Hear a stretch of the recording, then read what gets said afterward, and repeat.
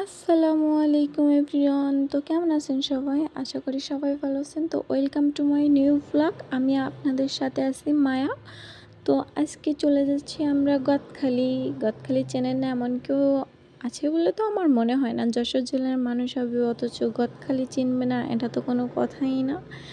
তো আজকে গদখালি হয়েই তো আমরা বাসায় ব্যাক করব। এই জন্য একটু তাড়াতাড়ি রওনা দিয়ে দিলাম যশোর থেকে। তো ভিডিও শুরু করার আগেই বলে দিই, আমার চ্যানেলটিকে অবশ্যই সাবস্ক্রাইব করবেন আর ভিডিওটা ভালো লাগলে লাইক কমেন্ট শেয়ার করে পাশে থাকবেন। নতুন চ্যানেল অবশ্যই আপনারা সাপোর্ট না করলে কিন্তু আগাইতে পারবো না, আর আপনারা সাপোর্ট করলে অবশ্যই অনেক সুন্দর সুন্দর ভিডিও দিয়ে আপনাদেরকে বিনোদন দিব। সো চলুন আজকে ভিডিওটা শুরু করা যাক। তো আজকে যশোর থেকে মেনলি বেরোয় গেছি আপনার 4টার পর। তো আজকের ওয়েদারটাও অনেক বেশি সুন্দর ছিল। মানে এই ওয়েদারটা দেখছি আর বলছি যে এত সুন্দর ওয়েদার আর এত সুন্দর ভিডিও মেকিং করি, অথচ আমাদের ভিডিও ভাইরালই হয় না। না আমার ভিডিও ভাইরাল হয়, না আপনার ভাইয়ার ভিডিও ভাইরাল হয়। এটার মতন কষ্ট তো মনে হয় না যে আর কিছু আছে। অন্য মানুষ দেখো কি উল্টাপাল্টা ভিডিও মেকিং করে আপলোড দিলেই ভাইরাল হয়ে যায়। মানে আপনাদের কাছে কি উল্টাপাল্টা ভিডিওই বেশি ভালো লাগে? সুন্দর ভিডিও কি ভালো লাগে না? তো যদি সুন্দর ভিডিও ভালো লাগে তাহলে অবশ্যই আমার এই ভিডিওতে কমেন্ট করে বলবেন। আর আমার ভিডিওটা কেমন লাগে আপনাদের কাছে সেটাও বলবেন। অনেক কষ্ট করে কিন্তু ভিডিও মেকিং করি, আর ইচ্ছা আছে এই ভিডিও নিয়েই একটা কিছু করার ফিউচারে। তো আপনারা যদি একটু সাপোর্ট করেন তাহলে অবশ্যই স্বপ্নটা সত্যি করা পসিবল হবে। আর যদি আপনারা সাপোর্ট না করেন তাহলে স্বপ্নই রয়ে যাবে, কারণ স্বপ্ন তো আর পূরণ হয় না। এই জন্য আর কি। তো যাই হোক, আজকে কথা বলতে বলতে তো জিকরগাছা অলরেডি চলেই আসলাম। তো জিকরগাছার পরেই তো হচ্ছে গদখালি, আপনারা সবাই জানেন। তো গদখালি নভেম্বর, ডিসেম্বর, জানুয়ারি, ফেব্রুয়ারি, মার্চ এই 5-6 মাস কিন্তু অনেক বেশি সুন্দর থাকে। মেইনলি এই শীতকালে কিন্তু গদখালির মতন সৌন্দর্য জায়গা কিন্তু আর কোথাও আপনারা পাবেন না। তো অবশ্যই শীতকালের ভিতরেই আপনারা গদখালি আসবেন, অনেক রকম ফুল দেখতে পারবেন, যেখানে মানে এখানেই চাষ হয় আর কি। তো আপনারা অবশ্যই আসবেন গদখালি ঘুরতে, না আসলে তো বুঝতে পারবেন না। আর যারা আইছে তারাও অবশ্যই জানে। তো কারা কারা আইছেন আমার ভিডিওতে অবশ্যই কমেন্ট করে জানাই দিবেন কেমন। তো চলুন দেখা যাক আজকে গদখালি কী দেখানো যায় আপনাদের মাঝে আর কি। তো শুনছিলাম গদখালি নাকি অনেকগুলো নতুন নতুন পার্ক করছে, তো সেই নতুন নতুন পার্ক দেখার জন্যই মেনলি গিয়েছিলাম গদখালি। তো যাইতে যাইতে বেশ সন্ধ্যাও প্রায় নেমে আসছিলো, ফিরতে ফিরতে রাতও বরং হয়ে যাবে। তো সমস্যা নেই, যেহেতু সাথে আমার উনি আছে, আমার আবার কিসের ভয়, কোনো ভয়ই নেই। তো কথা বলতে বলতে কিন্তু গদখালি চলেই আসলাম। এখানে এসে আবার মানে দেখছিলাম যে কোন পার্কে ঢোকা যায় আমরা।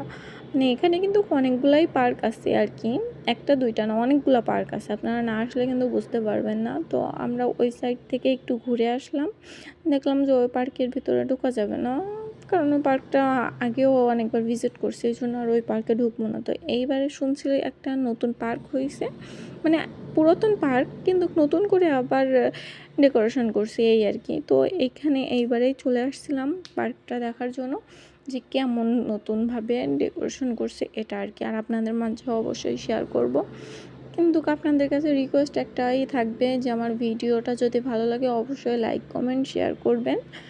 আর ভালো লাগলেও বলবেন, ভালো না লাগলেও বলবেন, কিন্তু কমেন্ট করে যাবেন কেমন। তো এই যে কথা বলতে বলতে চলে আসলাম ফুলকুড়ি, মানে পার্কের নাম দিছে আর কি, সুন্দরী, নামটা খারাপ না। তো এইখানে কাউন্টারে আবার টিকিট কাটতে গেছে ও, তো লাইনে দাঁড়াইতে হয়েছে। মানে নভেম্বর মাস শুরু হইতে না হইতেই কিন্তু মানে প্রচুর লোকজন হচ্ছে আর কি। তো এখান থেকে টিকিট কেটে নিলাম, দুইজনা দুইটা টিকিট নিয়ে নিছি। এখান থেকে নিয়ে এবারে ভিতরে যাব। তো ভিতরে যাওয়া পর্যন্ত অবশ্যই সাথেই থাকুন। আপনাদের সাথে বলতে বলতে তো ভিতরেই চলে আসলাম। আবার ওর হেলমেটটা মানে ওই টিকিট কাউন্টারের ভিতরে রেখে আসতে গেলো আর কি। আর আমি এইদিকে একটু ভিডিও করছিলাম। তো দেখেন ভিতরের ভিউটা অনেক সুন্দর, তাই না? আসলেই কিন্তু অনেক সুন্দর। আর ওই যে যেটা বলছিলাম যে ক্যামেরায় কিন্তু কতটা ধরানো সম্ভব না, যতটা বাস্তবে সুন্দর লাগে। বাস্তবে উপভোগ করতে গেলে অবশ্যই কিন্তু আপনাদের এখানে আসতে হবে আর এই ফুলকুড়ি পার্কটা ভিজিট করতে হবে। তো আমি এখান থেকে আবার ভিডিও ক্লিপ নিয়েছিলাম। আর আমার ক্যামেরাম্যান কিন্তু আমার জামাই, আমি আবারও বলে দিই, তার ক্যামেরাম্যান যেমন আমি, আমার ক্যামেরাম্যান সে।